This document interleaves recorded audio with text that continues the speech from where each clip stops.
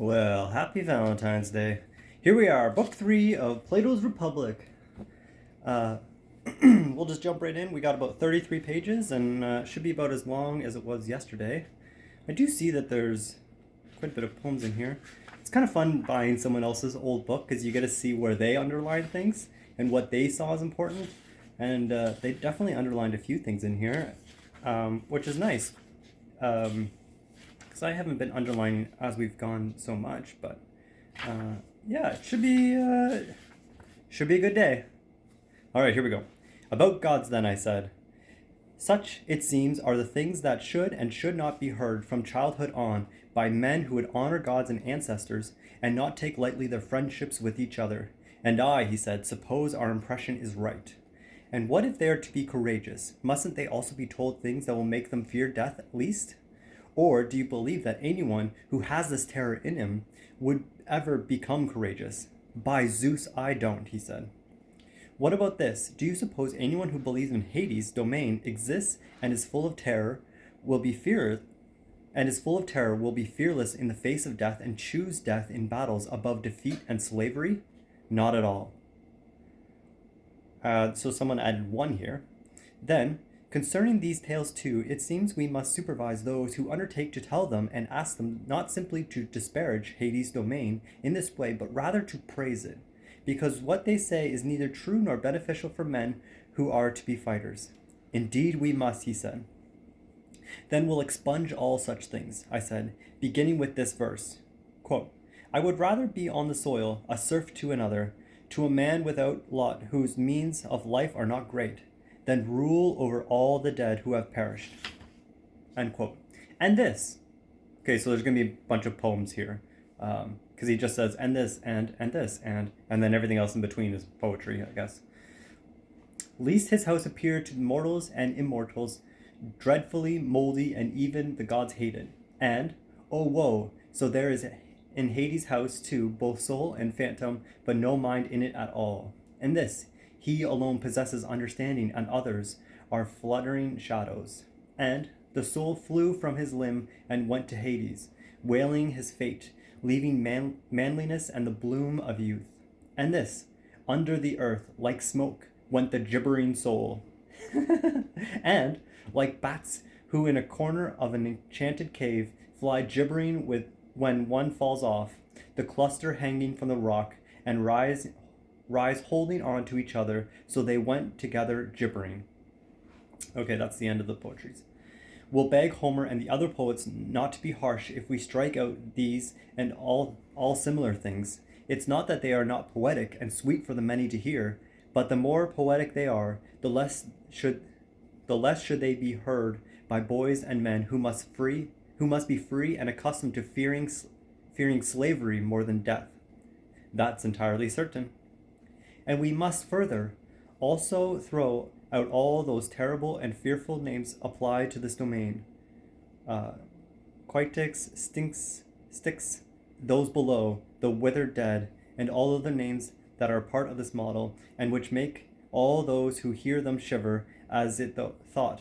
Perhaps they're good for something else, but we fear that our guardians, as a result of such shivers, will get hotter and softer than they ought. I think this is an important point here, because as someone who's been in the military, there is even, I'll call it like the soft level of propaganda that's still present here in Canada as well. Of course, like we see like the reverence towards Remembrance Day and the glorification of one sacrificing themselves for their country, or at least serving their country. That's really been diminished as time has gone on. But there's still things like that self-sacrificial nature inherent within the military that they definitely that there's definitely like some, we'll call it like soft propaganda, because it's not full-fledged propaganda with overt lies or mistruths, but there's certainly like an encouragement that like country is before self, service before self is what they always say in the military. And it's undeniably true that they do very much push that narrative. And I'm not really sure if that aligns with our modern values anymore. It's certainly something to be reconsidered and reconstituted, once we finally can work our way through history and get back up to the present day, we can actually start talking about um, the full scope of my opinions, at least, on how I think we can reconstitute society's position towards the military. Because certainly we know we need a military to defend our country. We know we need to protect our borders and secure ourselves against those who would do us harm, whether that be informal uh, lone actors or groups of people who want to do us harm, or even like full country states that want to um, say take us over and make us a 51st state. We certainly need these security measures in place. That's undeniable, but we also can reimagine our relationship with the military to be something more than just a this kind of like barbaric propaganda tool to convince young people that it is better to sacrifice yourself than to enter slavery or to be captured in war, and or to um, sacrifice thyself in the name of your country. Yeah, so we could certainly. That's one of those things that could be um, redeemed instead of scrapped. Where we have heard, I mean, some of the crazy positions that come out of the social, like the NDP has often had some outliers in terms of in their thinking that we some people have argued that we need to do away with the military altogether. I'm not even sure. I just heard that that's a position that was being argued. I don't even know who that came from, but it's that's certainly not pure pacifism is certainly not the position I would take, because we do definitely need security of some kind, and and of course conservatives in general would just be very much in favor of that as well. But I would say that since 2016, and I left the military in 2018, but it has really become, what do they call, Maple Mega? The Maple Mega movement has grown exponentially within the military ranks, and it is a very toxic environment now.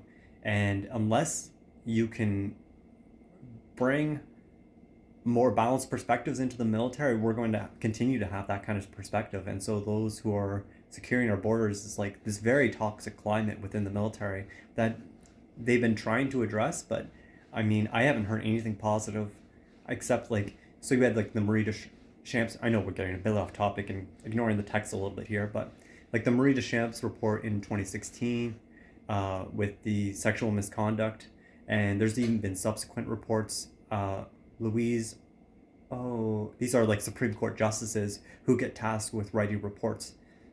We'll get into the mechanics of how this works politically, but the retired Supreme Court justices can be asked to be an investigator and write a report about specific aspects of Canadian society. They're given a very narrow scope of what they're allowed to critique and what they're allowed to look at, because that has to be really defined, because otherwise they can just launch into like full dissertations about what the problems are of Canadian society. But the Marie Deschamps report in particular brought to light a lot of misconduct and a lot of room for improvement within our own military ranks, with our own military structure, on how to better handle sexual misconduct.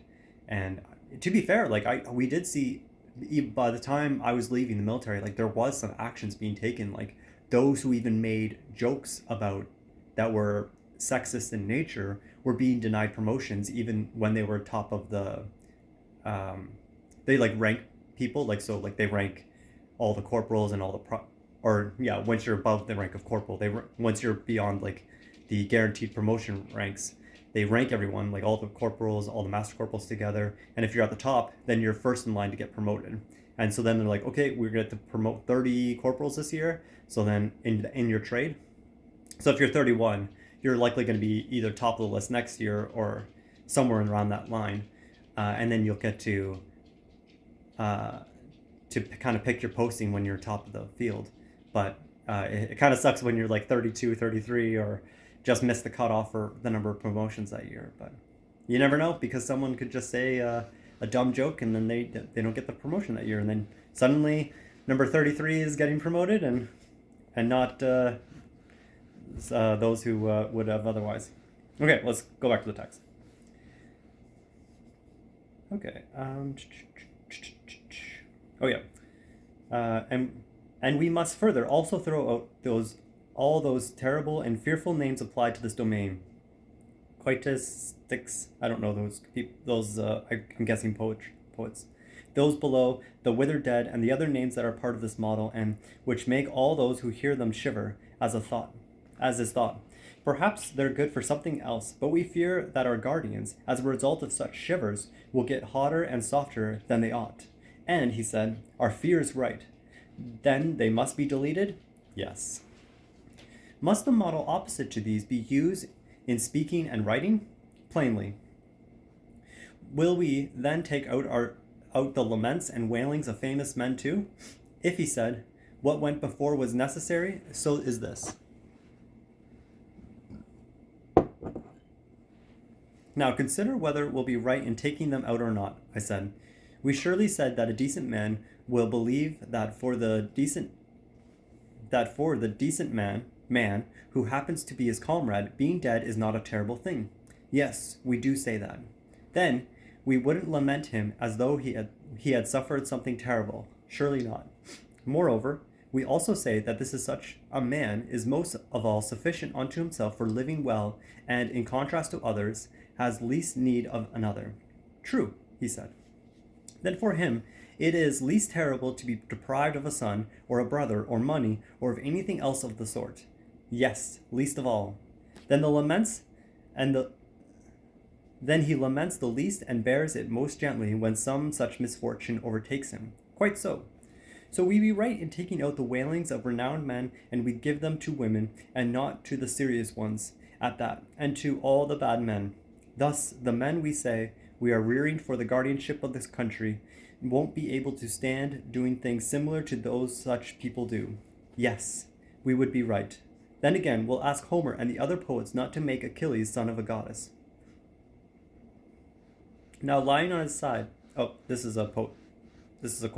Now lying on his side, now again, on his belly, and now on his side, then standing upright, roaming distraught among the shore of the unharvested sea. End quote. Nor taking black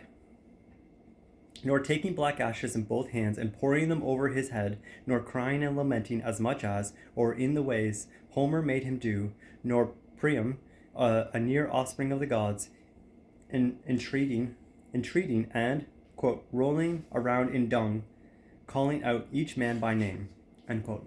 And yet far more than this, we'll ask them under no condition to make gods who lament and say, ah me, wretched me, ah me, unhappy mother of the best man. But if they do make God so, at least they shouldn't dare to make them so unlikely, in imitation of the greatest of the gods, as when he says, ah woe, dear is the man I see with my own eyes being chased around the town, and my heart is grieved, and O Sarpedon, dearest of men to me, is fated to be vanquished by Patroclus, Moneos' son. For my dear Anomantis, if our young should seriously hear such things and not laugh scornfully at them as unworthy speeches, it is not very likely that any of them would believe these things to be unworthy of himself, a human being, and would reproach himself for them, if it should enter into his head or say to do any such thing. Rather, with neither shame nor endurance, he would chant many dirges and laments at the slightest suffering. What you say is very true, he said, but that mustn't be. As the argument was just indicated to us, we must be persuaded by it until someone persuades us with another and finer one. No, we mustn't. Further, they shouldn't be lovers of laughter either.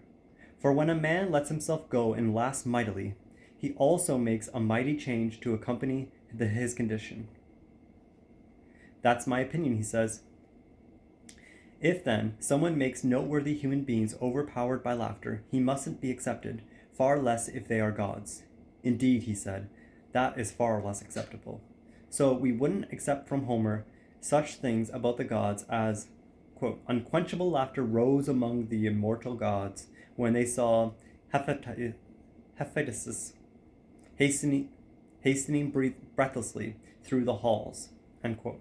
They mustn't be accepted according to your argument. If you want to consider it mine, he said, at any rate it mustn't be accepted. Further, truth must be taken seriously too, for if what we were just saying was correct, and a lie is really useless to gods and useful to human beings as a form of remedy, it's plain that anything of the sort must be assigned to doctors, while private men must not put their hands to it. Yes, he said, it is plain.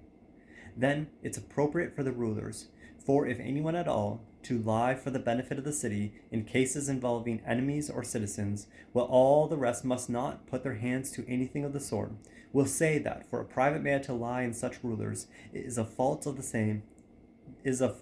same as, and even greater than, for a sick man or a man in training not to tell the truth about the afflictions of his body to the doctor or to the trader, or for a man not to say to the pilot the things that are, concerning the ship and the sailors, lying about how he himself or his fellow sailors are faring. Very true, he said. Then if he catches anyone else in the city lying, quote, any one of those who are craftsmen, whether diviner or doctor of sickness or carpenter of the wood, end quote, he'll punish him for introducing the practice as subversive and destructive of the city as of a ship. That is, at least, he said, if deeds are to fulfill speech. And what about this? Won't our youngsters need moderation? Of course. Aren't these the most important elements of moderation for the multitude, being obedient to the rulers, and being themselves rulers of the pleasures of drink, sex, and eating? They are, at least in my opinion. So I suppose we'll assert that it's fine to say the source of thing Diomed says in Homer, friend, keep quiet and obey my word. That's what's connected with this. Breathing might the Achaeans want, in silence afraid of their leaders. And everything else of the sort. Yes, these things are fine. And what about this? Heavy with wine, with eyes of a dog and heart of a deer. And what comes right after, and all the rest of the youthful insolence of private men to rulers that anyone has ever said in speech or in poem, are they fine things to say? No, they are not fine. I don't suppose they're fit for the young to hear, so far as moderation is concerned. But if they provide some other pleasure, it's no surprise. How does it look to you? As you said, he says. And what about making the wisest of men say that, in his opinion, the finest of all things is when, quote, the tables are full of bread and meat, and the wine-bearer draws wine from the bowl, and brings it to pour in the goblets. Do you think that it's fit for young men to hear for his self-mastery, or this? Hunger is the most pitiful way to die and find one's fate. Or Zeus alone and awake, making plans while the other gods and men sleep, easily forgetting all of them because of sexual desire, and so struck when he sees Hera that he isn't even willing to go into the house, but wants to have intercourse right there on the ground, saying that he wasn't so full of desire even when they were first went on to one another, unbeknownst to their dear parents. Nor is Hephaestus, binding of Ares and Aphrodite fit for similar reasons. No, by Zeus, he says, it doesn't look fit to me. But, I said, if there are any speeches and deeds of endurance by famous men in the face of everything, surely they must be seen and heard, such as, smiting his breast and reproached his heart with word, endure, heart, you have endured worse before. That's entirely certain, he said. Of course the men mustn't be allowed to be receivers of gifts or lovers of money. Not at all. Nor must it be sung to them that gifts persuade gods, gifts persuade vulnerable kings. Nor must Achilles' teacher, Phoenix, be praised for making a sensible speech and advising him to come to the aid of Archians, provided he gets gift, but failing gifts not to deceased from wrath. Nor should we think it worthy of Achilles himself, nor shall we agree that he was such a lover of money as to take gifts from Agamemnon, or, again, to give up the corpse when getting paid for it, but otherwise not to be willing. It's not just, in any case, he said, to praise such things. And for Homer's sake, I said, I hesitate to say that it's not holy to say these things against Achilles and to believe them when said by others, or again, to believe that he said to Apollo, "You've hindered me, far darter most destructive of all gods, and I would revenge myself on you if I had the power." End quote. And that he was disobedient to the river, who was a god, and was ready to do battle with it, and that he said about the locks concentrated to another river, Seperchius. To the hero Patroclus I would give my hair to take with him. Although he was a corpse, he must not be believed that he did the dragging of Hector around Patroclus's tomb, the slaughter in the fire of the men captured alive. We'll deny that this is truly told. Sorry, just pausing here for a moment. Obviously, Achilles, Patroclus, Agamemnon. Agamemnon was the king above Achilles, I believe, and Patroclus and what's the other guy? Hector. They were in the Trojan War with Achilles on the other side, and this is all in Homer's Odyssey and Iliad. I forget which one the actual Trojan War took place in.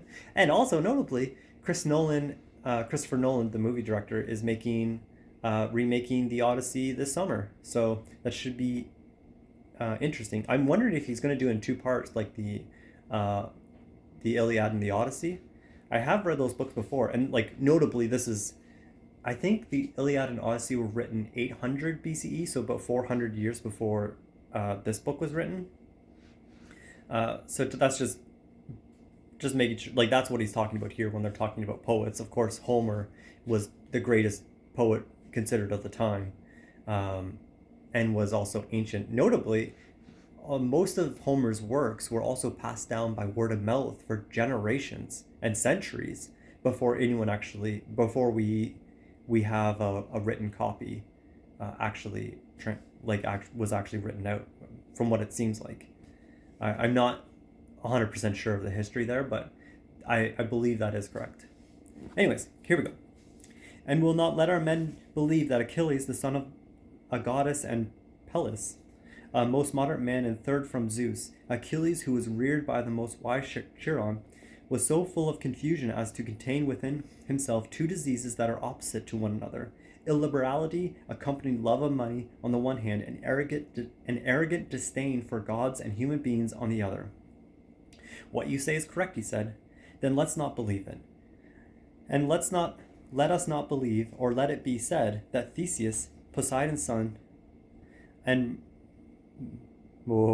these Greek names, Poseidon's son and Perithous, Zeus's son, so eagerly undertook terrible rapes, or that any other child of a god, and himself a hero, would have dared to do terrible and impious deeds such as the current lies accuse them of. Rather, we should compel the poets to deny either that such deeds are theirs, or that they are children of gods, but not to say both, nor attempt to persuade our youngsters that the gods produce evil and that heroes are no better than human beings. For as we were saying before, these things are neither holy nor true, for surely we showed that it is impossible for evil to be produced by gods. Of course. And further, they are harmful to those who hear them. Everyone will sympathize with himself when he is bad, persuaded that after all similar things are done, and were done even by the close relations of gods near to Zeus, whose altar to patriarchal Zeus is on Ida's peak in the ether, and in them the blood of demons has not yet faded. On the account such tales must cease, for fear that they sow a strong proclivity for badness in our young. Entirely so, he said. So what form of speeches shall remain for which we are to define the sorts of things that must and must not be said? It has been stated how gods must be spoken about, and demons and heroes, and Hades' domain. Most certainly. Wouldn't it be human beings who remain? Plainly. Well, my friend, it's impossible for us to arrange that at the present. Why? Because I suppose we'll say that both poets and prose writers say concerning the most important things about human beings is bad, that many happy men are unjust, and many wretched ones just, and that doing injustice is profitable if one gets away with it. But justice is someone else's good and one's own loss. Will forbid them to say such things and order them to sing and to tell tales about the opposites of these things. Or don't you suppose so? I know it quite well, he said. Then, if you were to agree that what I say is correct, wouldn't I say you've agreed about what we've been looking for all along? Your supposition is correct, he said. Won't we come to an agreement that such speeches must be made about human beings when we find out what sort of thing justice is, and how it by nature profits the man who possesses it, whether he seems to be just or not? Very true, he said. So then let that be the end of what has to So let that then be the end of what has to do with speeches. After this, I suppose style must be considered, and then we'll have made a complete consideration of what must be said and how it must be said. And Animatius said, I don't understand what you mean. But you just have to, I said. Perhaps you'll grasp it better in this way. Isn't everything that's said by tellers of tales or poets a narrative of what has come to pass? What is, or what is going to be? What else could it be, he said. Now, don't they accomplish this with a narrative that is either simple or produced by imitation or by both together? I need, he said, a still clearer understanding of this as well. I love how Plato here is like, continually does this throughout the text, where he's just like, I don't understand this.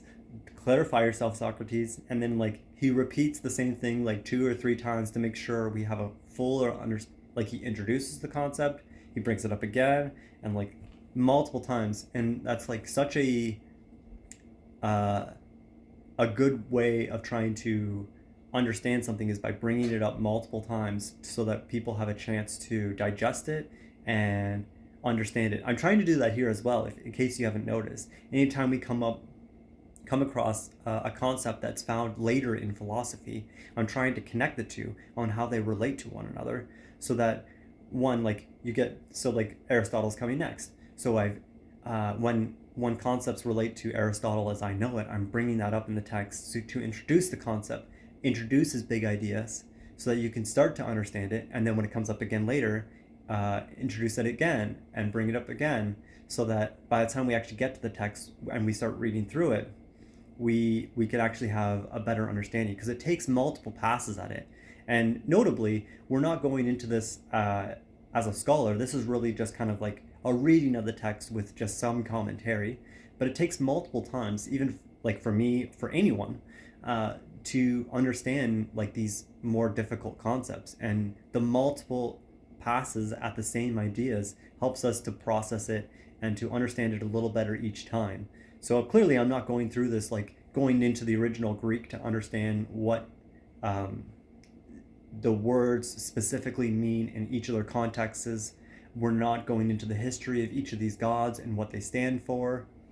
Like we all know, like generally speaking, like Zeus is the patriarch of Olympus with all the gods, but we don't really understand the intricacy between. And we also know, like obviously, like Hades is the lord of the underworld, and Ares is the god of war, but like Poseidon's the sea, of course. But these intricacies between like Hera and Zeus, Hera and these other gods. I do actually have a whole book on the Greek mythology, and like it actually spells out these things in depth, which we could certainly do, and we might need to do when it comes to Nietzsche, because I mean, Thus Spoke Zarathustra is just like a poem from start to finish, and it's like the serpent eats the snake, and the man proclaims in the square, God is dead and we have killed him. Like just ripe with symbolism and like references to Greek mythology that like takes a long time to unpack, which I never did personally, but it takes a lot to unpack, and it's really useful not only to have like, I mean, we did the Sparks Notes introduction to kind of an understanding of what the whole text is about, but we also are going to be, after we actually read the text itself in its entirety, we're going to be going through the essay at the back of the book, so that not only do we hear the exact words that Plato was writing throughout the text, but we will also get another pass and a deeper understanding of it from an actual academic's perspective as well. Because I only have my undergrad. I'm not full, like I did not study this in depth more than just a couple passes at the text in class and in reading assignments. So that's kind of like the idea is like we want multiple passes at the same new information to ensure that we understand what's going on and how it relates to later philosophies. So just so you understand why I continue talking in between takes here. Okay.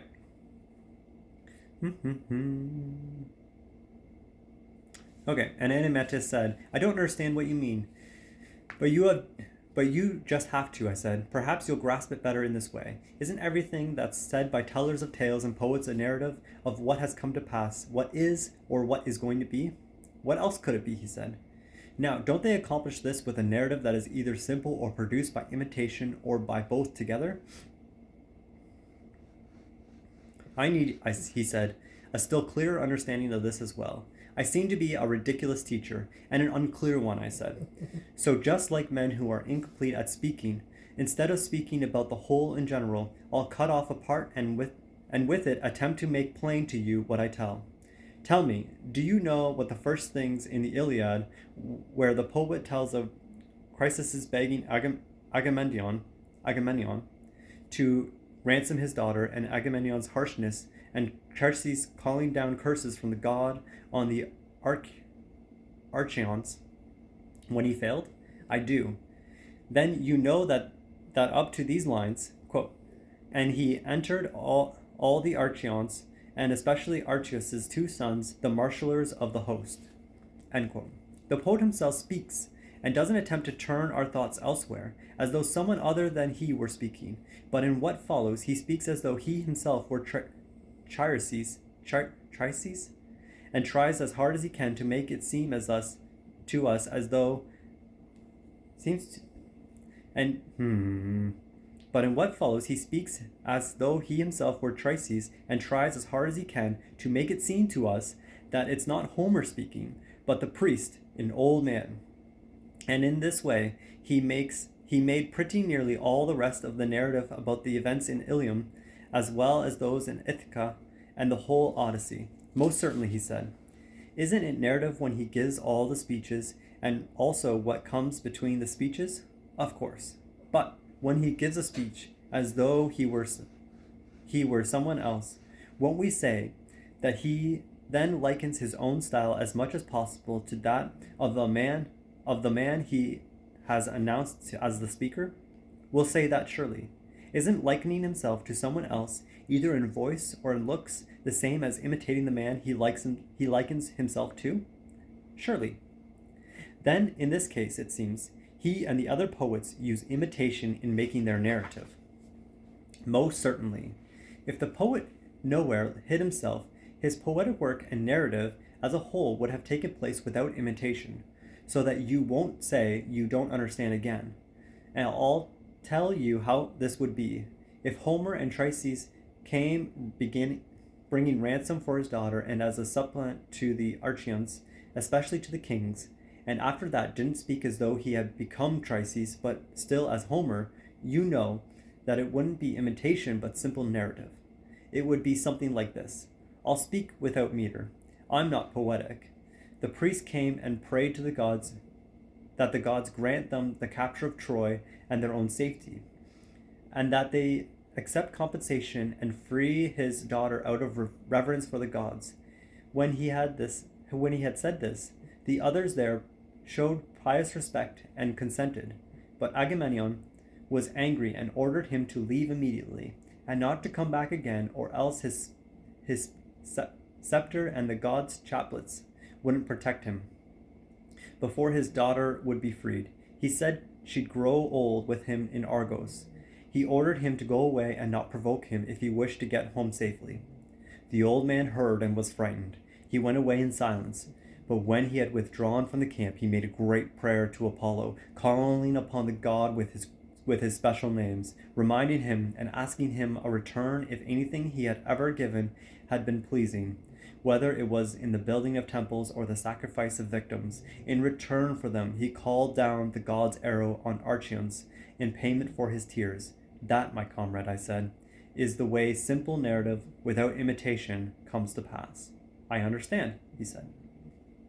Now, I said, understand that the opposite of this comes to pass when someone takes out the poet's connection between the speeches and leaves the exchanges. That I understand too. That's the way it is with tragedies.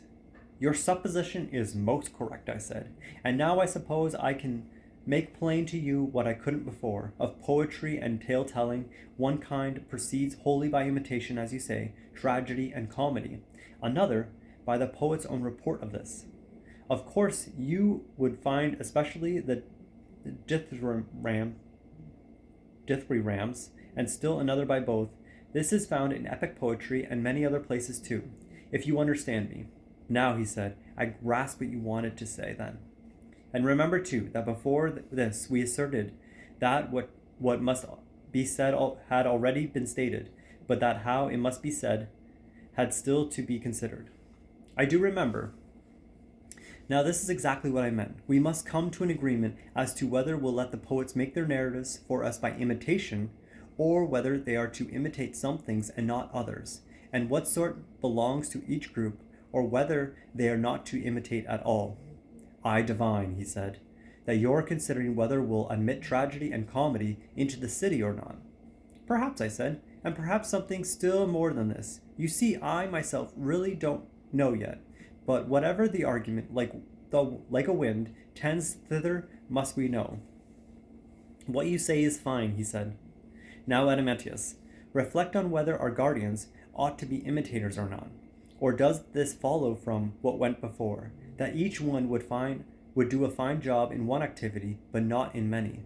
And if he should try to put his hand to many, he would surely fail in attaining fame at all. Of course this would happen. Doesn't the same argument also hold for imitation?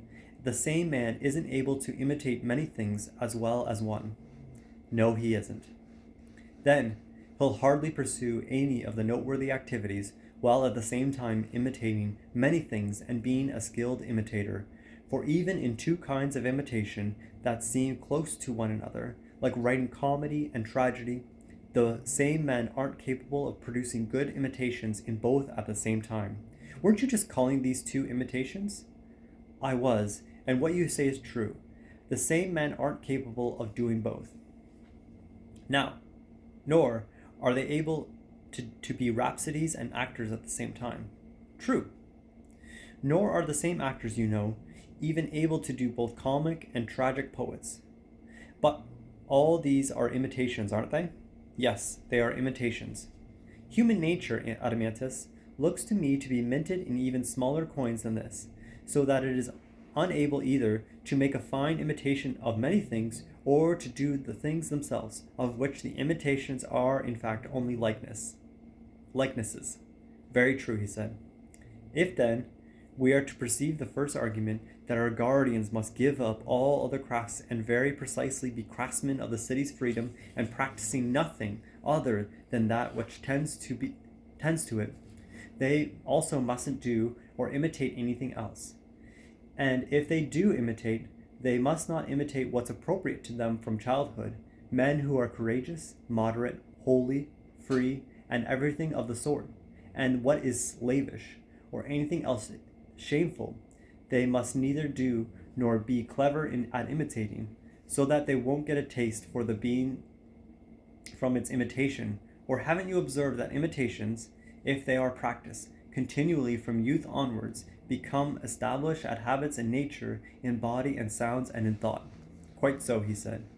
So then, I said, won't we allow those whom we claim we care for, and who must themselves become good men, to imitate women, since they are men, either a young woman or an older one, or one who's abusing her husband, or one who's striving with the gods and boasting because she supposes herself to be happy, or one who's caught in the grip of misfortune, mourning and wailing, and will be far from needing one who's sick and in love or in labor?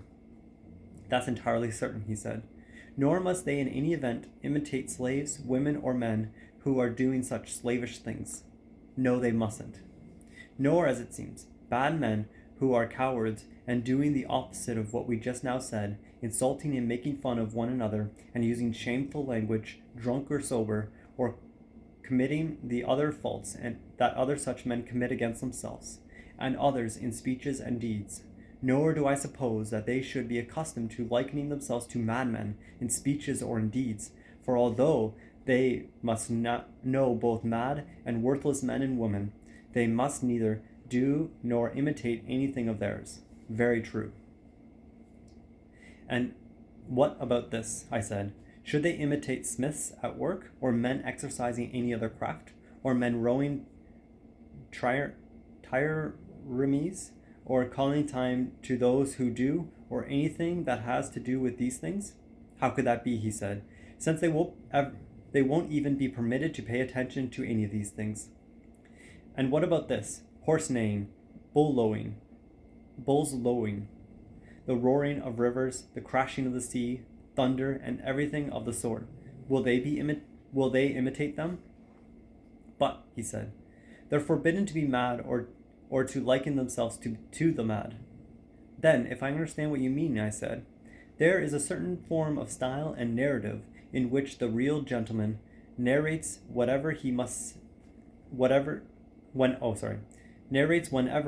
say something, and again, another form, unlike this one, in the man who is by nature and rearing the opposite of this other, always keeps, and in which he narrates. Which are they? He said. In my opinion, I said, when the sensible man comes to his narrative to some speech or deed of a good man, he will be willing to report it as though he himself were that man, and won't be ashamed of such imitation. He will imitate the good man most when he is acting steadily and prudently, less and less willingly when he's steadied by diseases, loves, drink, or some other misfortune. But when he meets with someone unworthy of himself, he won't be willing seriously to represent himself as an inferior, unless, of course, it's brief. When the man does something good, rather, he'll be ashamed, both because he's unpracticed at imitating such men, and because he can't stand forming himself according to and fitting himself into the models of worse men. In his mind, he despises this, unless it's done in play. It's likely, he said. Then won't he use a narration like the one we described a little while ago concerning Homer's verses, and won't his style participate in both imitation and the other kinds of narrative? But there'll be a little bit of imitation in a great deal of speech. Or am I talking nonsense? That, he said, is just the way the model of such a speaker must be. Now then, I said, as for the man who's not of this sort, the more common he is, the more he'll narrate everything and think nothing unworthy of himself.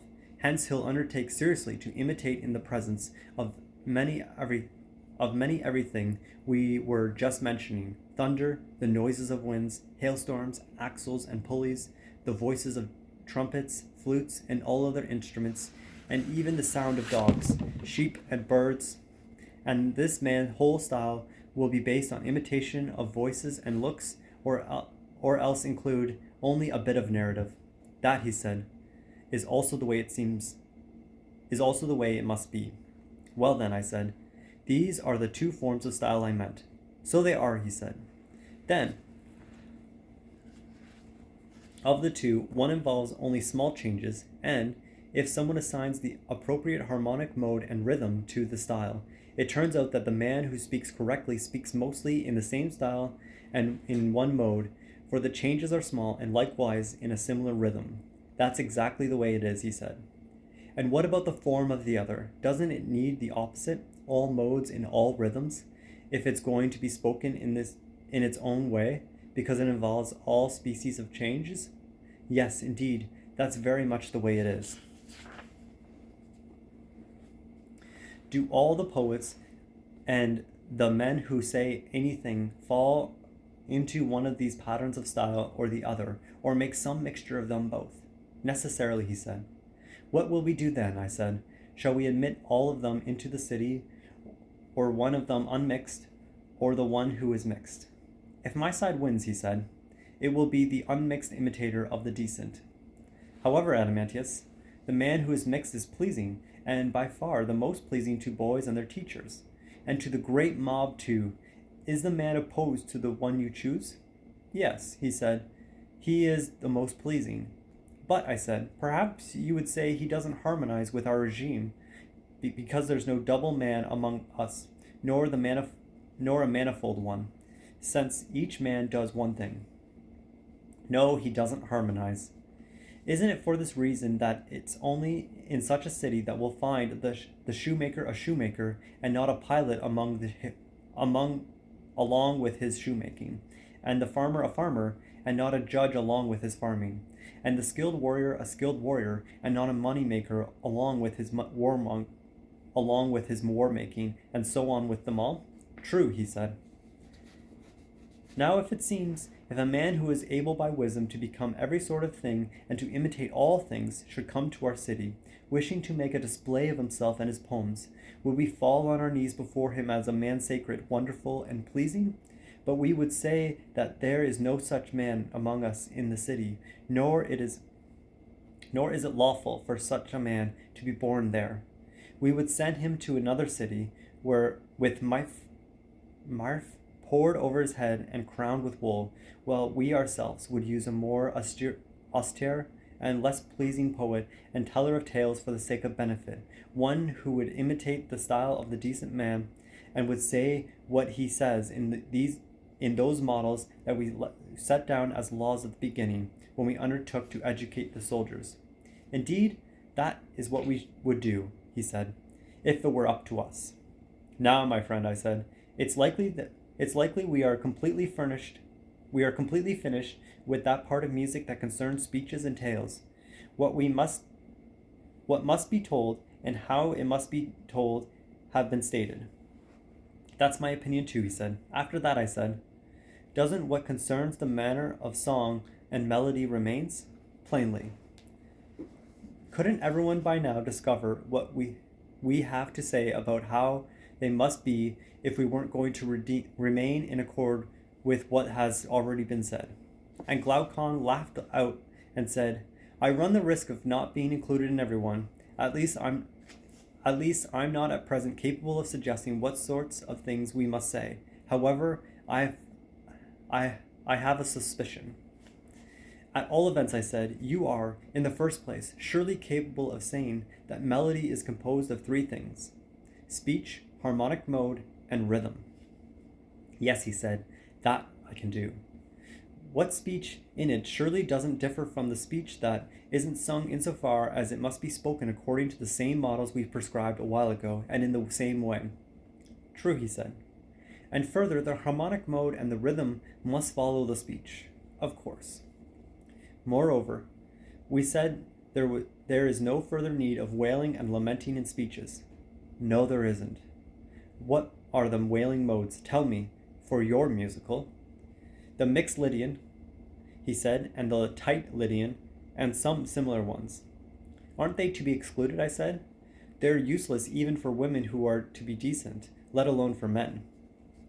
Certainly. Then again, drunkenness, softness, and idleness are most unseemly for the guardians. Of course. What modes are soft and suitable for symposia? There are some Ionian, he said, and some Lydian too, which are called slack. Could you, my friend, use them for war-making men? Not at all, he said. So you've probably got the Dorian and the Phrygian left. These are scales still used now. I don't know the modes, I said. Just leave that the mode which would appropriately imitate the sounds and accents of a man who is courageous in warlike deeds and every violent work, and who, in failure or when going to face wounds or death or falling into some other disaster, in the face of all these things, stand up firmly and patiently against chance. And again, leave another mode for a man who performs a peaceful deed, one that is not violent but voluntary, either persuading someone of something and making a request, whether God by prayer or a human being by instruction or exhortation, or on the contrary, holding himself in check for someone else who makes a request, or instructs him or persuades him to change, and as a result acting intelligently, not behaving arrogantly, but in all these things acting moderately and in measure, and being content with the consequences. These two modes, a violent one and a voluntary one, which will produce the finest imitation of the sounds of unfortunate and fortunate, moderation and courageous men, leave these. You are asking me to leave none other than those I was just speaking of. Then I said, there'll be no need of many-toned or panharmonic instruments for our songs and melodies. It doesn't look like it to me, he said. Then we'll not support the craftsmen who make the lutes, harps, and all the instruments that are many-stringed and play many modes. It doesn't look like we will, he said. And what about this? Will you admit the flute makers and flutes into the city? Or isn't the flute the most many-stringed of all? And aren't the panharmonic instruments themselves imitations of it? Plainly, he said. The lyre and the cithar are left to you as useful for the city, I said. And further, for the country, there'd be a sort of pipe for the herdsman. At least so our argument indicates, he said. It's nothing new we're doing, my friend, I said, in choosing Apollo and Apollo's instruments ahead of Marcia and his instruments. No, by Zeus, he said. We don't look to me as though we were. And by the dog, I said, unawares we've again purged the city that a while ago we said was luxurious. That's a sign of moderation, he said. Come then, I said, and let's purge the rest. Now, following on harmonic modes would be a rule about rhymes. We mustn't seek subtle ones, nor all sorts of feet, but we'll see which are the rhymes of an orderly and courageous life. And when we have seen them, we'll compel the foot and the tune to follow the speech of such a man, rather than the speech following the foot and the tune. Whatever these rhymes might be is your job to tell, just as with the harmonic modes. But by Zeus, I can't say, he said. There are 3 forms out of which the feet are woven, just as there are 4 for sounds from which all the modes are compounded. This I've observed and could tell, but as to which sort are imitations of which sort of life, I can't say. We'll consult with Damon, too, I said, about which feet are appropriate for illiberality and insolence or madness and the rest of vice, and which rhythms must be left for their opposites. I think I heard him, but not clearly, naming a certain Enoplian foot, which is a composite, and a dactyl and heroic. I don't know how, but he arranged it and presented it so that it's equal up and down, passing into a short and a long. And I think he named one iambic and another trochaic and attached longs and shorts to them. With some of these, I think he blamed and praised the tempo of the foot no less than the rhymes themselves, or it was the two together, I can't say. But as I said, let these things be turned over to Damon. To separate them out is no theme for a short argument, or do you think so? Not I, by Zeus. But you were able to determine that grace and gracelessness accompany rhythm and lack of it. Of course.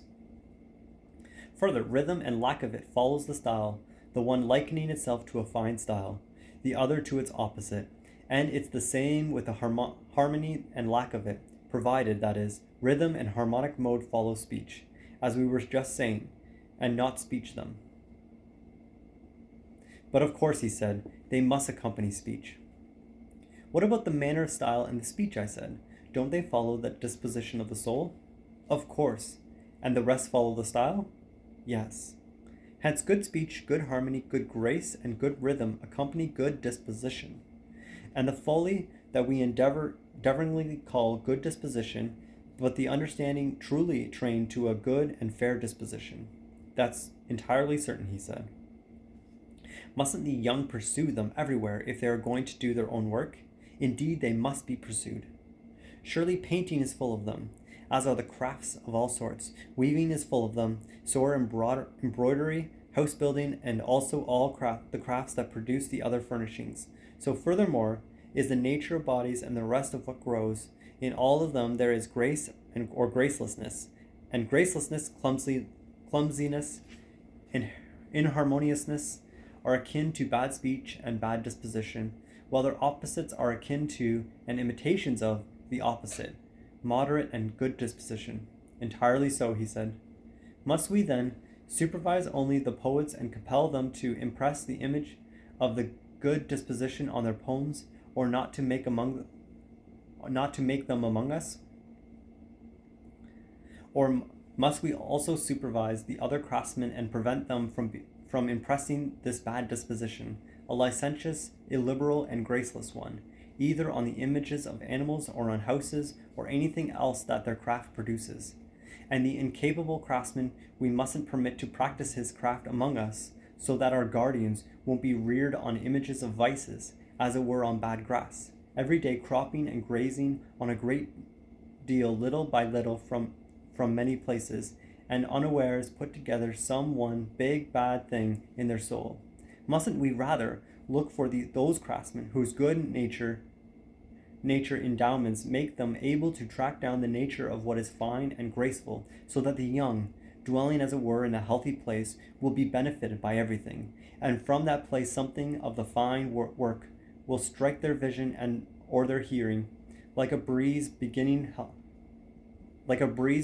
health from good places, and beginning in childhood, it will, without their awareness, with the fair speech lead them to likeness and friendship as well as accord.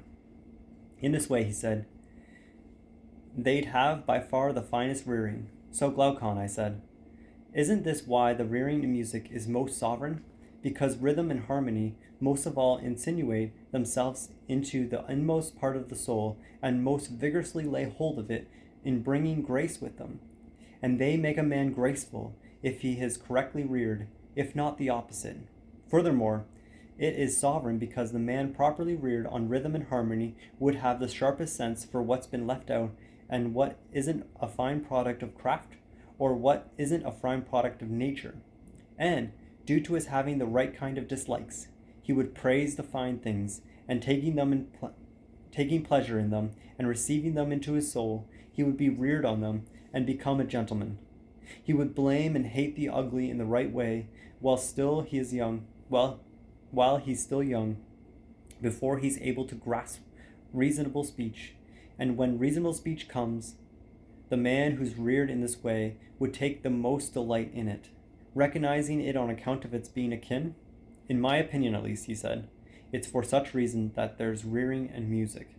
Then I said, just as we were competent at reading only when the few letters that there are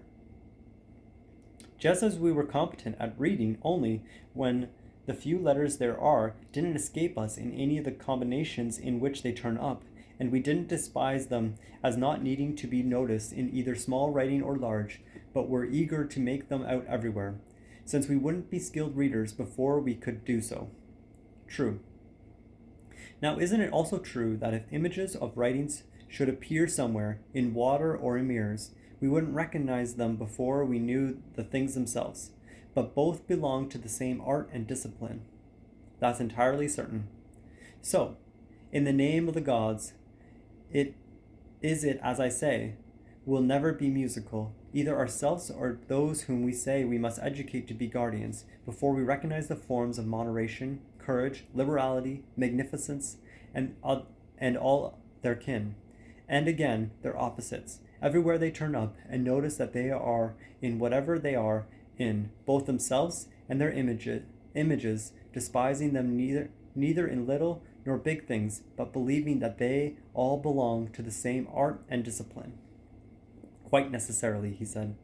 Then I said, in the fine dispositions that are in the soul, and those that agree and accord them with them in the form should ever coincide in anyone, with both partaking in the same model, wouldn't that be the fairest sight for him who is able to see? By far. Now the fairest is the most lovable? Of course. It's the musical man who wouldn't love of all. It's the musical man who would most of all love such human beings. Well, if there were one who lacked harmony, he wouldn't love him. No, he wouldn't, he said. At least if there were some defect in the soul. If, however, there were some bodily defect, he'd be patient and would willingly take delight in him. I understand, I said. You have or had such a boy, and I concede your point. But tell me this, does excessive pleasure have anything in common with moderation? How could it be, he said, since it puts men out of their minds no less than pain? Since it puts men out of their minds no less than pain. But then, with the rest of virtue, nothing at all. But with insolence and licentiousness, most of all. Can you tell a greater or keener pleasure than the one connected with sex? I can't, nor a madder one either. Is the naturally right kind of love to love in a moderate and musical way what's orderly and fine? Quite so, he said. Nothing that's mad or akin to licentiousness must approach the right kind of love. No, it mustn't. Then this pleasure mustn't approach love, and lover and boy who love and are loved in the right way mustn't be partner to it. By Zeus, no, Socrates, he said. This pleasure certainly mustn't approach love. So then, as it seems, you'll set down a law in the city that's being founded, that a lover may kiss, be with, and touch his boy as though he were a son, for fair purposes, if he persuades him, but as for the rest, his intercourse with the one for whom he cares will be such that their relationship will never be reputed to go on further than this. If not, he'll be subject to blame as unmusical and inexperienced in fair things. Just so, he said. Does it look to you too, as though our argument concerning music has reached an end? I said. At least it's ended where it ought to end. Surely musical matters should end in love matters that concern the fair. I am in accord, he said. Now, after music, the youth must be trained in gymnastics, of course. In this too, they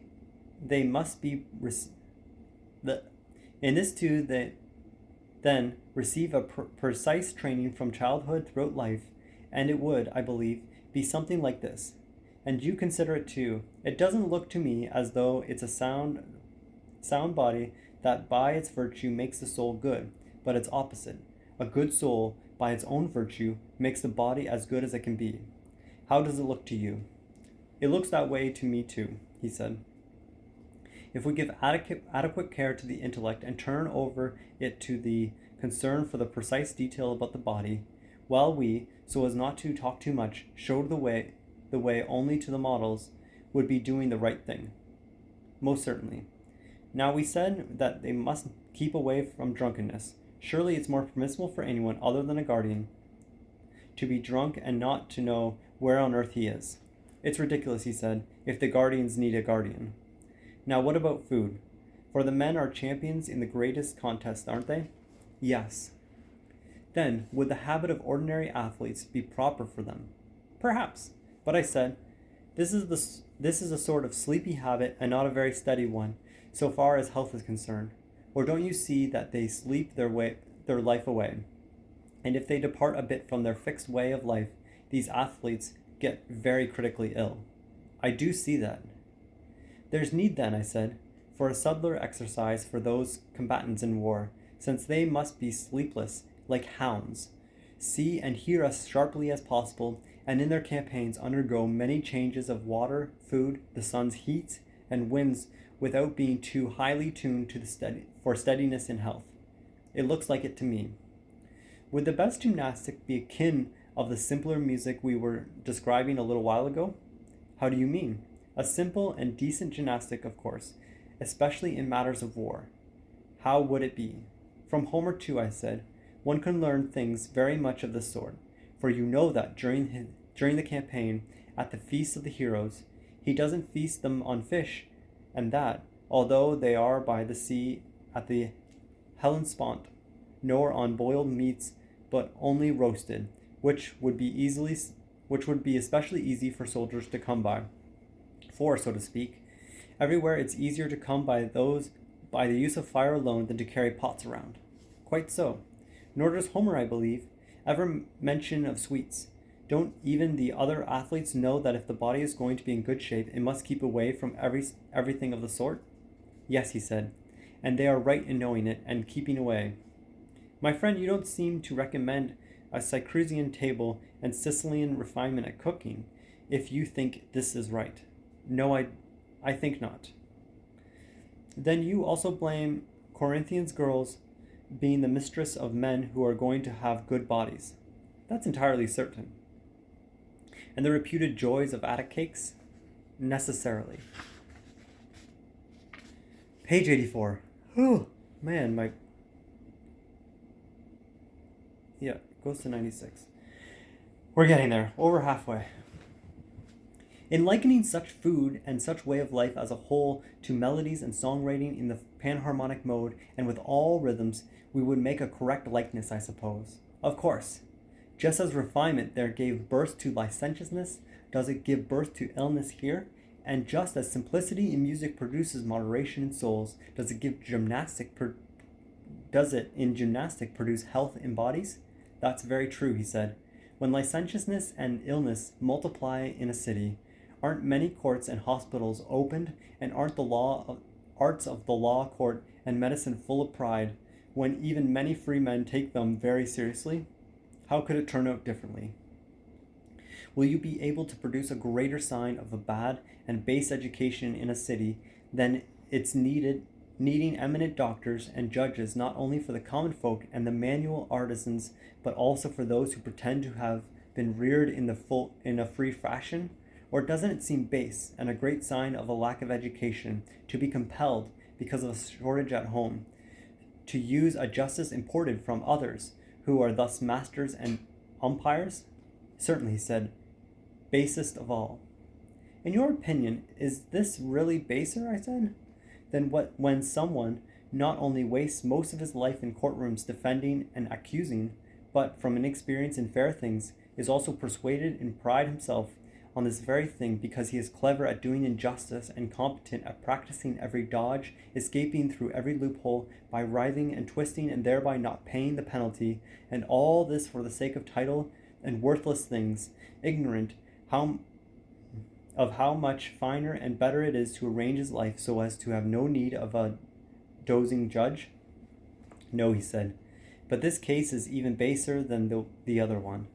And, I said, needing medicine not because one has met with wounds or some of the seasonal maladies, but as a result of idleness and a way of life such as we described, full of humors and winds like a marsh, compelling the subtle asclepiads to give names like flatulences and catarrhs to diseases. Doesn't that seem base? Quite so, he said. How truly new and strange those names for diseases. Such, I said, as didn't exist in the time of Asclepius, as I suppose. I infer this from the fact that at Troy, his sons didn't blame the woman who gave the wounded Eurypylus Parmenion wine to drink with such a great deal of barley and grated cheese sprinkled in it. And it's just these who are thought to be inflammatory, nor did they criticize Patroclus, who was healing. But for all of that, he said, the drink is certainly strange for one in that condition. No, it isn't, I said. If only you recognize that this current art of medicine, which is in education in disease, was not used by the Acapades of former times, or so they say, until Herodicus came on the scene. He was a gymnastic master and became sickly, so he mixed gymnastic with medicine, and he first and foremost worried himself to death, then many others afterwards. In what way? He said. He drew out his death, I said, attending the mortal disease he wasn't able to cure it, I suppose, and spent his whole life treating it with no leisure for anything else, mightily distressed if he departed a bit from his accustomed regime. So finding it hard to die, thanks to his wisdom, he came to an old age. Well, he said, that was a fine prize he won for his art. Such as is fitting, I said, for one who didn't know that it wasn't from ignorance or inexperience in this form of medicine that Asclepius didn't reveal it to his offspring, but rather because he knew that for all men obedient to good laws, a certain job has been assigned to each in the city at which he is compelled to work, and no one has the leisure to be sick throughout life and treat himself. It's laughable that we recognize this for the craftsman, while for the rich and reputed happy we don't. How's that? He said. A carpenter, I said, when he's sick, thinks fit to drink some medicine from the doctor and vomit up his disease, or have it purged out from below, or submit to burning or cutting and be rid of it. If someone prescribes a lengthy regimen for him, putting bandages around his head and what goes with them, he soon says that he has no leisure to be sick, nor is a life thus spent paying attention to a disease while neglecting the work at hand of any profit. And with that, he says goodbye to such a doctor and returns to a custom regime, regaining his health and lives minding his own business. If his body is inadequate to bearing up under it, he dies and is rid of his troubles. For this kind of man, at least, he said, it's thought proper to use medicine in this way. It is, I said, because he has a definitive job, and if he couldn't do it, it would be of no profit to go on living. Plainly, he said. While the rich man, as we claim, has no such job at hand that makes his life unlivable if he's compelled to keep away from it. At least there's not said to be. That, I said, is because you don't listen to how Philoclides says that when someone already has a livelihood, he must practice virtue. I, for my part, I said. He said, suppose he must also do so before that. Let's not fight with him about that, I said. But let's instruct ourselves as to whether the rich man must practice it, and whether life isn't unlivable for the one who doesn't practice it, or whether care of sickness is a hindrance in paying attention to carpentry and the other arts, but doesn't hinder Philoclides' exhortation. Yes, by Zeus. The excessive care of the body, if it's over and above gymnastics, hinders it just about more than anything, and it's troublesome in the management of a household. On a campaign, and in sedentary offices in the city. But most important of all, surely, is that it also makes any kind of learning, thought, or meditation by oneself hard. It is always on the lookout for tensions and spinning in the head, and holds philosophy to blame. So that whatever virtue is practiced and made to undergo scrutiny in this way, this care of the body is in every way a hindrance. It always makes one suppose he's sick and never cease to take pains about his body. Quite likely. Though when we say that I wish I knew how to pronounce this name. Asclepius too knew this and revealed an art of medicine for those whose bodies are by nature and regimen in a healthy condition, but have some distinct and definite disease in them. His medicine is for men of this condition, with drugs and cutting to drive out the diseases. He prescribed their customary regime so as not to harm the city's affairs. But with bodies diseased through and through, he made no attempt by regimes, drawing off a bit at one time, pouring in a bit another, to make a lengthy and bad life for a human being, and have him produce offspring likely to be such as he. He didn't think he should care for the man who's not able to live in his established round, on the grounds that he's no profit to himself or to the city. You speak, he said, of a statesman like Asclepius. Plainly, I said, and don't you see that his sons, because he was like that, both showed themselves to be good men in the war at Troy, and made use of the art of medicine in this way, I say?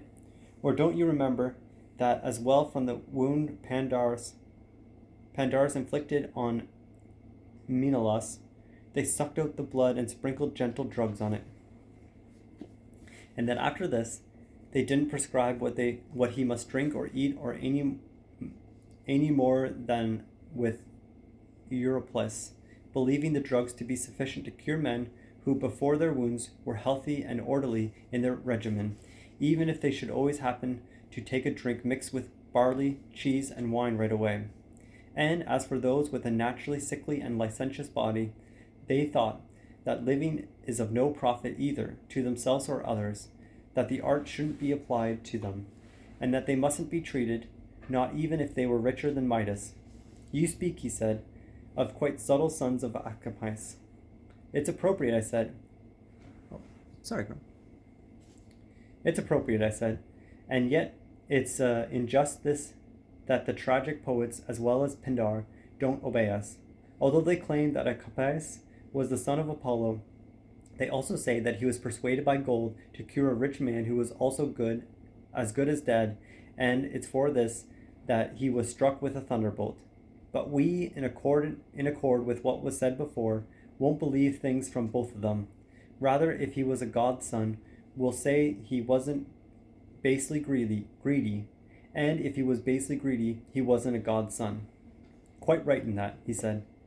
But what do you say about this, Socrates? Won't we need to get good doctors in the city? And of course, those who have handled the most healthy men and the most sick ones would be the best. And of the judges similarly, would be those who have been familiar with all sorts of natures. Yes, indeed, I mean good ones, I said. But do you know whom I consider to be such? I would if you tell me, he said. Well, I'll try, he said. However, you ask about dissimilar matters in the same speech. How's that, he said. Doctors, I said, would prove cleverest if, beginning in childhood, in addition to learning the art, they should be familiar with very many and very bad bodies, and should themselves suffer all diseases and not be quite happy by nature. For I don't suppose that they care for a body with a body. In that case, it wouldn't be possible for the bodies themselves ever to be, or to have been, bad, but for a body with a soul, and it's not possible for a soul to have been, and to be, bad, and to care for anything well. Correct, he said. A judge, on the other hand, my friend, rules a soul with a soul, and it's not possible for it to have been reared and been familiar with bad souls from youth on, and to have gone through the list of all unjust deeds, and to have committed them itself so as to be sharp at inferring from itself the unjust deeds of the others, like diseases in the body. Rather,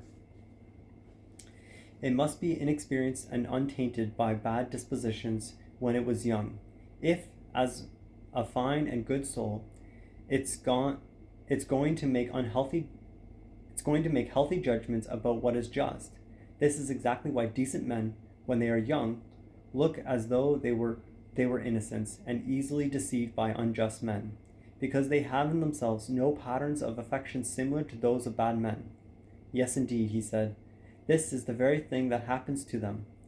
That, you see, is why, I said, the good judge must not be young, but old, a late learner of what injustice is. He must not have become aware of its kindred dwelling in his own soul.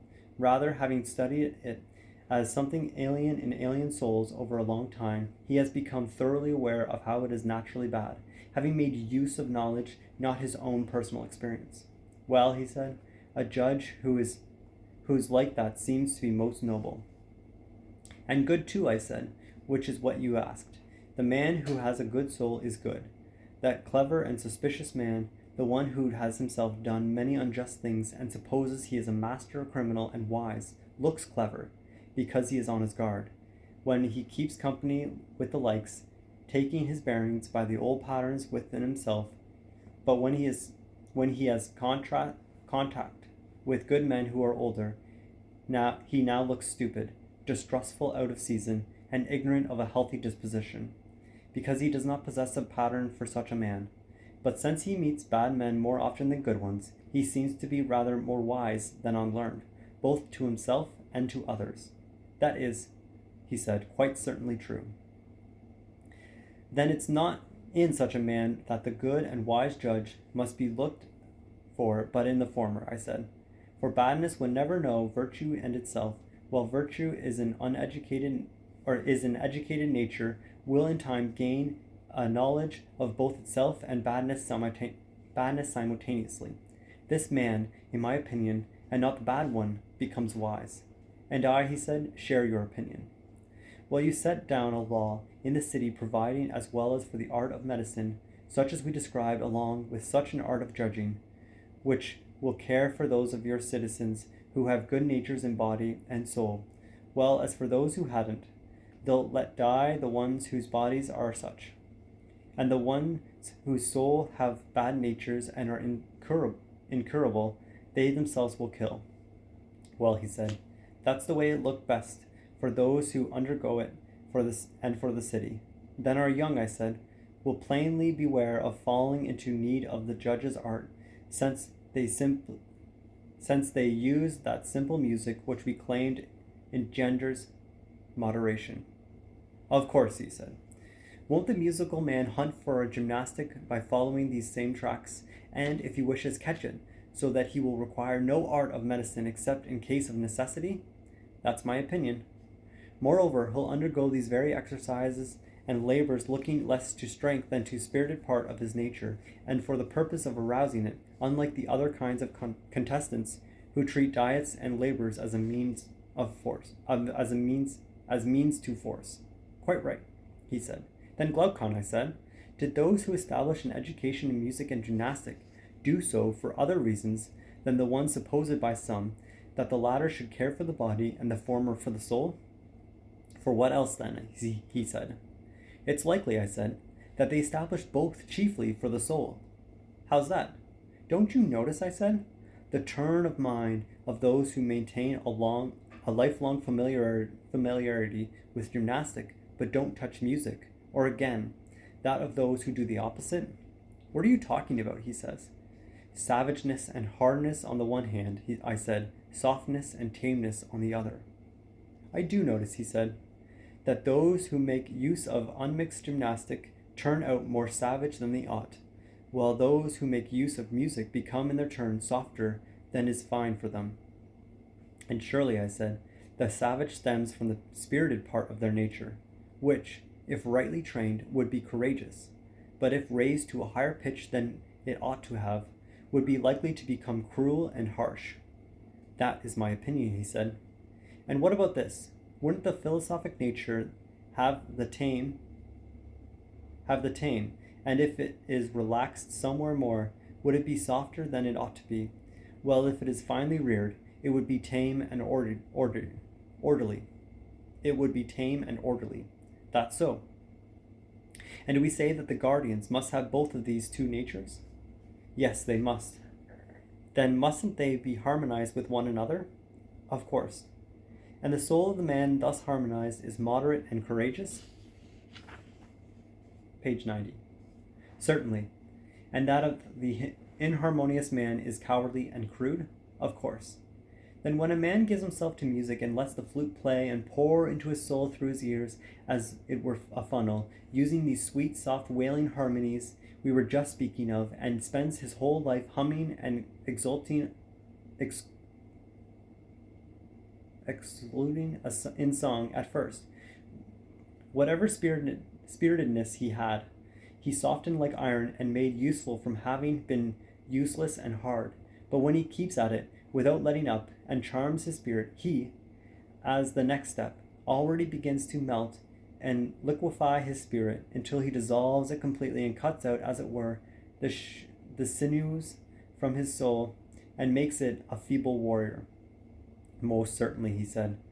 And, I said, from the start he got a spiritless soul from nature. He accomplishes this quickly. But if it's spirited, the spirit is weakened and made temperamental, quickly inflamed by the little things and quickly extinguished. Thus, these men have become quick-tempered and irritable from having been spirited, and they are filled with discontent. Quite so. Now, what about the man who labors a great deal at gymnastic and feasts himself really well, but never touches music and philosophy? At first, with his body in good condition, isn't he filled with high thought and spirit? And doesn't he become braver than himself? Very much. But what about when he does nothing else and never communes with a muse, even if there were some love of learning in his soul, because it never tastes of any kind of learning or investigation, nor partakes in speech or the rest of music, doesn't it become weak, deaf, and blind because it isn't awakened or trained, and the perceptions aren't purified? That's so, he said. Then I suppose such a man becomes a misologist and unmusical. He no longer makes any use of persuasion by means of speech, but goes about everything with force and savageness, like a wild beast, and he lives ignorantly and awkwardly, without rhythm or grace. Exactly, he said. That's the way it is. Now I, for one, would assert that some God gave two arts to human beings for these two things, as it seems, music and gymnastic for the spirited and the philosophic, not for soul and body, except incidentally, but rather for these two. He did so in order that they might be harmonized with one another by being tuned to the proper degree of tension and relaxation. Yes, it does seem so, he said. Then the man who makes the finest mixture of gymnastic with music and brings them to his soul in the most proper measure is the one of whom we would most correctly say that he is the most perfectly musical and well harmonized, far more than of the man who tunes the strings to one another. That's fitting, Socrates, he said. Won't we also always need some such men as overseers in the city, Won't we also always need some such man as overseer in the city, Glaucon, if the regime is going to be saved? Indeed, we will need him more than anything. These, then, would be the models of education and rearing. Why should one go through the dances of such men and the hunts, chases, gymnastic contests, and horse races? It's pretty plain, surely, that they must follow these models, and they are no longer difficult to discover. Perhaps, he said, they aren't. All right, I said. After that, what would it be that we must determine? Isn't it who among these men who rule and who be ruled? Of course. That the rulers must be older and the ruled younger is plain, isn't it? Yes, it is. And that they must be the best among them. That's plain too. And the best of the farmers, aren't they the most skillful at farming? Yes. Now, since they must be the best of the guardians, mustn't they be the most skillful at guarding the city? Yes. Mustn't they, to begin with, be prudent in such matters, as well as powerful, and moreover, mustn't they care for the city? That's so. A man would care for most of that which he happened to love, necessarily. And wouldn't he surely love something most when he believed that the same things are advantageous to it and to himself, and when he supposed that if it did well, he to himself would do well along with it, and if it didn't, neither would he? That's so, he said. Then we must select from the other guardians the sort of men who, upon our consideration, from everything in their lives, look as if they were entirely eager to do what they believe to be advantageous to the city, and would in no way be willing to do what is not. Yes, he said, they would be suitable. Then, in my opinion, they must be watched at every age to see if they are skillful guardians in this conviction, and never under the influence or wizardry of force forget, and thus banish the opinion that one must do what is best for the city. What do you mean by banishment? He said. I'll tell you, I said. It looks to me as though an opinion departs from our minds, either willingly or unwillingly. The departure of the false opinion from the man who learns otherwise is willing. That of every true opinion is unwilling. I understand the case of the willing departure, he said, but I need to learn about the unwilling. What? I said. Don't you too believe that human beings are unwillingly deprived of good things and willingly of bad ones? Or isn't being deceived about the truth bad and to have the truth good? Or isn't your opinion that to opine the things that are is to have the truth? What you say is correct, and in my opinion, men are unwillingly deprived of true opinion. Don't they suffer this by being robbed, bewitched by wizards, or forced? Now I don't understand again, he said. I'm afraid that I am speaking in a tragic way, I said. By the robbed, I mean those who are pursued to change by those who forget, because in one case, time, in the other, speech, takes away from their opinions unawares, Now you surely understand. Yes. And then, by the force I mean those whom some grief or pain causes to change their opinions. I understand that too, and what you say is correct. And further, the bewitched you too, I suppose, would say are those who change their opinions either because they are charmed or by pleasure or terrified by some fear. Yes, he said. That's because everything that deceives seems to bewitch. Now then, as I said a while ago, we must look for some men who are the best guardians of their conviction that they must do what on each occasion seems best for the city. So we must watch them straight from childhood by setting them at tasks in which a man would most likely forget and be deceived out of such a conviction. And the man who has a memory and is hard to deceive must be chosen, and the one who's not must be rejected, mustn't he? Yes. And again, they must be set to labors, pains, and contests in which these same things must be watched. Correct, he said. Then I said, we must also make them a competition for the third form, wizardry, and we must look on, just as they led colts to noises and confusions and observe their fearful. So these men, when they're young, must be brought to terrors and then cast in turn each pleasures, testing them far more than gold and fire. If a man appears hard to bewitch and graceful in everything, a good guardian of himself and the music he was learning, proving himself to possess rhythm and harmony on all these occasions, such a man would certainly be most useful to himself and the city. And the one who on each occasion, among the children and youths and among the men, is tested and comes through untainted, must be appointed ruler of the city and guardian, and he must be given honors, both while living and when dead, and must be allotted the greatest prizes in burial and the other memorials. And the man who's not of this sort must be rejected. The selection and appointment of the rulers and the guardians is, in my opinion, Glaucon, I said, something like this, and not described precisely, but by the way of a model. That, he said, is the way it looks to me. Isn't it then truly most correct to call these men complete guardians?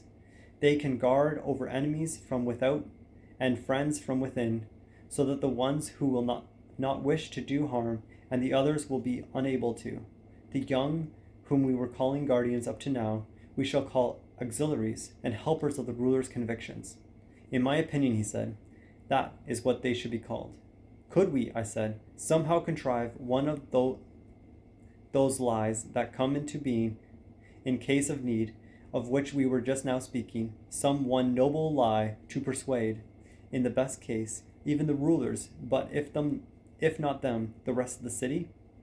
What sort of a thing, he said. Nothing new, I said, but a Phoenician thing, which has already happened in many places before, as the poets assert, and have caused others to believe, but one that has not happened in our time, and I don't know if it could, one that requires a great deal of persuasion. How like a man who's hesitant to speak you are, he said.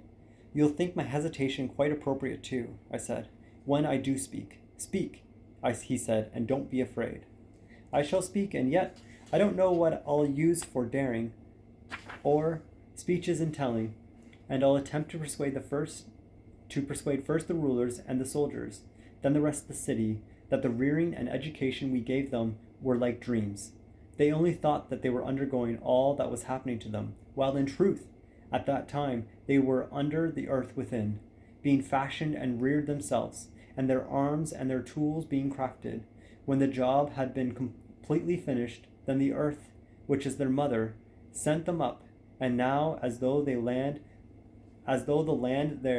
they are in were a mother and nurse, they must plan for and defend it. If anyone attacks, and they must think of the other citizens as brothers and born of the earth. It wasn't, he said, for nothing that you were for so long ashamed to tell the lie. It was indeed appropriate, I said. All the same, hear out the rest of the tale. All of you in the city are certainly brothers. We we shall say to them in telling the tale, but the God, in fashioning those of you who are competent to rule, mixed gold in at their birth. This is why they are most honored in auxiliaries, silver and iron and bronze in the farmers and the other craftsmen. So because you are all related, although for the most part you'll produce offspring like yourselves, it sometimes happens that the silver child who will be born from a golden parent, a golden child from a silver parent, and similarly all the others from each other. Hence the God commands the rulers first and foremost to be of nothing such good guardians, and to keep over nothing so careful a watch as the children, seeing which of these metals is mixed in their souls, and if a child of theirs should be born with an admixture of bronze or iron, by no manner of means are they to take pity on it, but shall assign the proper value to its nature, and thrust it out among the craftsmen or the farmers. And again, if from these men one should naturally grow, who has an admixture of gold or silver, they will honor such ones and lead them up, some to the guardian group, others to the auxiliaries, believing that there is an oracle that the city will be destroyed when the iron or bronze man is its guardian. So, have you some device for persuading them of this tale? So notably here, Plato is describing the different classes of people in a sort of hierarchy of attributing them metals to describe their place. So gold being the where does he say here? So gold, silver, iron, bronze, and each one has their lot in life. None at all, he said. For these men themselves, however, for their sons and for their successors and for the rest of human beings who come afterwards. Well, even that would be good for making them care more for the city and one another, I said, for I understand pretty much what you mean. Well then, this will go where the report of men shall lead it, and when we have armed these earth-born men, let's bring them forth, but led by the rulers. When they've come, let them look out for the fairest place in the city for a military camp, from which they could most control those within. If anyone were not willing to obey the laws and ward off those from without, if an enemy, like a wolf, should attack the flock, when they have made the camp and sacrifice to whom they ought, let them make sleeping places, or how should it be? Like that, he said. Won't these places be such as to provide adequate shelter in both winter and summer? Yes, of course, he said, for you seem to me to mean houses. Yes, I said, those of soldiers and money-makers. How, he said, do you mean to distinguish that one from the other? I shall try to tell you, I said. Surely the most terrible and shameful thing of all is for shepherds to rear dogs as auxiliaries for the flocks, in such a way that due to licentiousness, hunger, or some other bad habit, they themselves undertake to do harm to the sheep, and instead of dogs become like wolves. Terribly, he said, of course.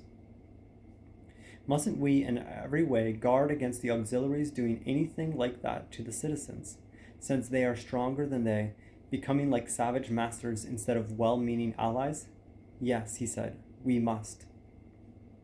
And wouldn't they have been provided with the greatest safeguards if they have been really finely educated?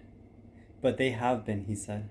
And I said, it's not fit to be too sure about that, my dear Glaucon. However, it is fit to be sure about what we were saying a while ago, that they must get the right education, whatever it is, if they're going to have what's most important for being tame with each other and those who are being guarded by them. That's right, he said. Now, some intelligent man would say that, in addition to this education, they must be provided with houses and other property such as not to prevent them from being the best possible guardians, and not to rouse them up to do harm to other citizens. And he'll speak the truth. Well then, I said, see if this is the way they must live, and if they're going to be such men. First, no one will possess any private property except for what's entirely necessary. Second, No one will have any house or storeroom into which everyone who wishes cannot come. The subsistence, sus, the sustenance as much as is needed by moderate and courageous men who are champions of war.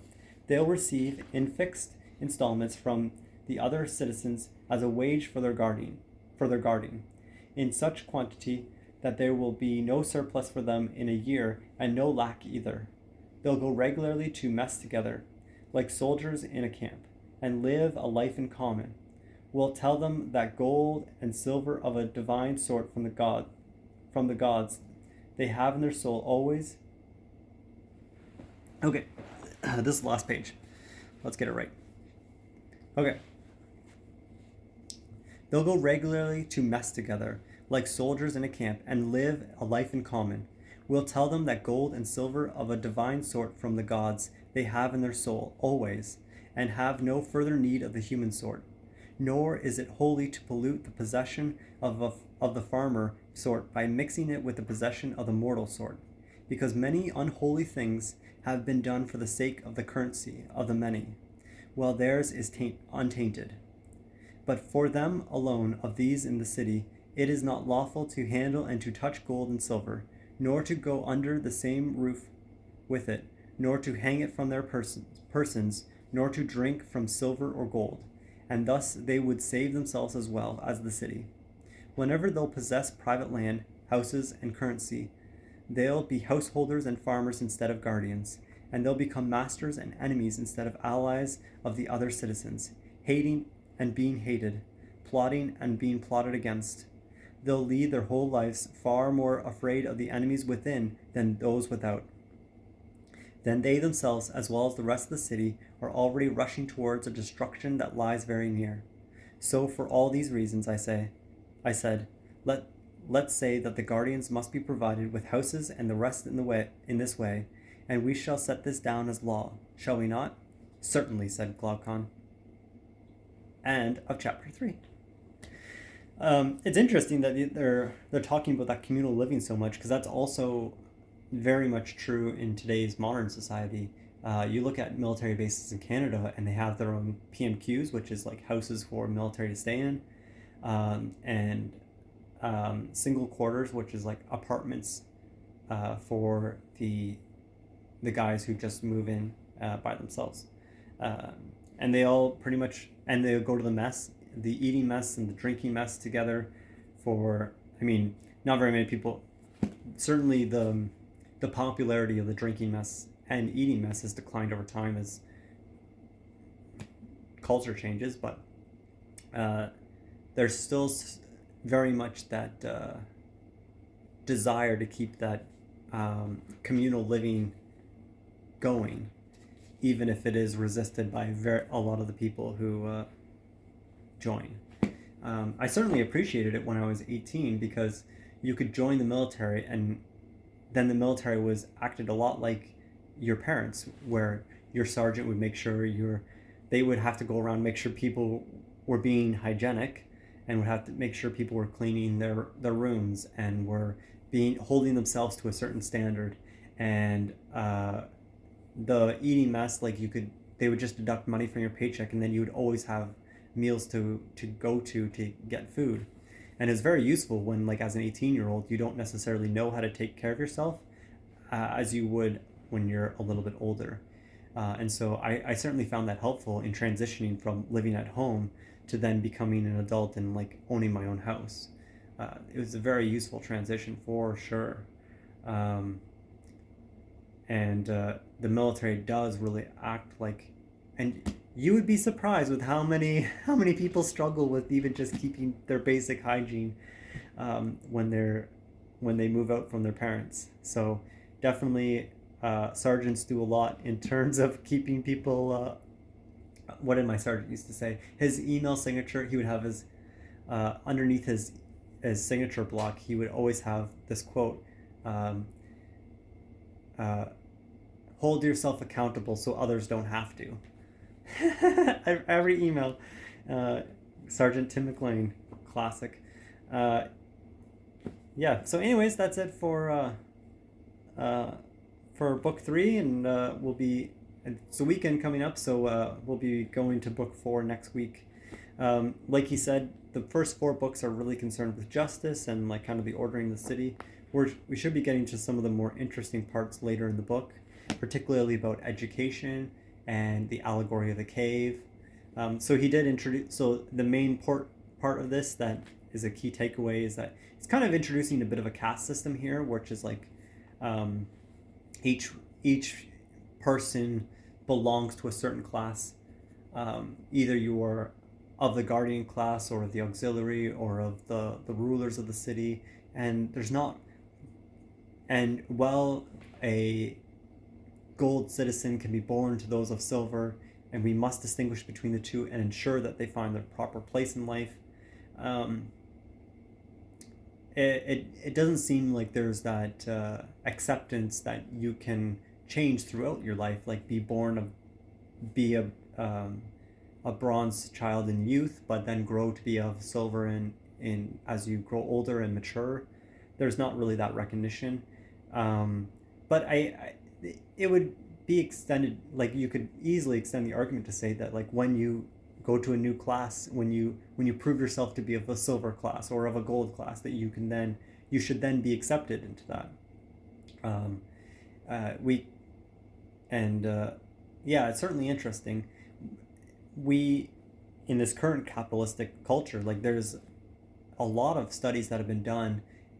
Gosh, I just read probably a year ago now, but there was this lengthy, I want to say it was close to like 600 to 800 pages report about who is it from? The United Nations, the world. It was basically a look at meritocracy among the developed nations and how easily a person can go from a lower socioeconomic class to a higher socioeconomic class, and how difficult that transition can be because there are so many systemic barriers in the way of trying to jump socioeconomic classes to higher. And the bigger the jump, the more unlikely it is to take place, regardless of skill or ability. It primarily comes down to your parents in what you like. I think it's like something staggering, like 60 or 70% of kids will just end up in the same socioeconomic class as their parents. It's very difficult to break out and to jump above. Like it was like 60-70% stay within their same parent's socioeconomic class. There's a certain percentage that fall below, and like maybe only like 10% that ever get the chance to rise above that. And you would think that like, as is like the goal of, and the social contract that we would like to work towards, is that each successive generation would have a better time than the generation before it. But we clearly see that social contract breaking down over these past several decades, really since the 1980s onwards, where the lower classes, those with the least amount of money, if you're not a millionaire or a billionaire, your wealth has been generally, your income has just not been keeping pace with those of the upper classes, and purchasing power has been going down, I believe, as well. And so it's just not like certainly these standards of living, like, and the markers we would use for that specifically is like, oh, are you able to afford kids? Are you able to buy a house? Are you able to meet those same markers that your parents were able to meet at those ages? And the answer is no in many cases. Certainly we've been fortunate in our family. Mom and dad have not only like stayed together, which is a big part of that as well. Parents who stay together really do their kids a blessing by helping them see what stability looks like, and they're able to model it. But also, mom and dad are like fantastic savers. They are probably the best example of that, and we've been able to practice a lot of those things because we've seen it modeled so well in our own family here years later. But and thank goodness, because like how else are we going to survive this economy otherwise? So gosh, it's nice to be in a privileged position, but man, my heart goes out to those who can't, who aren't in such a privileged position. And it's there's so many systemic barriers and systemic issues that need to be corrected in order to get to a society that can continue that progress of intergenerational progress over time. But societies need to be forward-leaning and invest a lot into younger generations if that trend is ever going to continue again. And certainly there's going to be differing opinions on how to reinstate that social contract. But I guess those are my thoughts for today. And Plato is always a fun read to go through.